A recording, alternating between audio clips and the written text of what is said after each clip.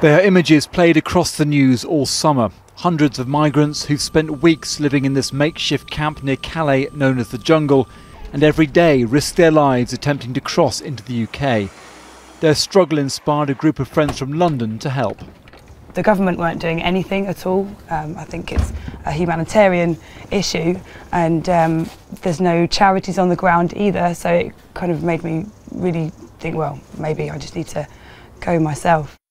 Libby and her friends packed up 2 vans with aid such as tents and clothes and drove to Calais, but they still wanted to do more. So we had a friend who's a hairdresser, who's doing haircuts for the women and head massages, just to, you know, make them feel a little bit kind of loved and a bit more human, tidy them up a bit, and that kind of thing. So that's and help with building and whatever we could kind of get hands on. To put ourselves out there and say, look, we've got a few hours. What do you need?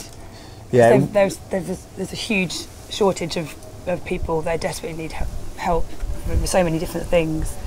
Only yesterday the Home Secretary was in France to sign a deal aimed at ending the crisis, announcing a new command centre to target human traffickers. We are brave! Don't live anywhere!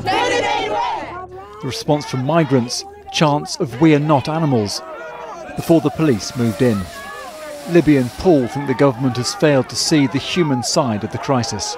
They've all just come from just awful situations and been through so much, either from their home countries or on the way. So yeah, everyone's got an awful story. They're dying, they're starving, and they're all very sick. And I think that if we can make a difference in that way to help people see that, then that's definitely worth it. They're not violent. It's none of that stuff. They're people, same as anyone here. From violence, they don't want to cause any more. Who just want to try and escape the situation they're trying to get away from, really.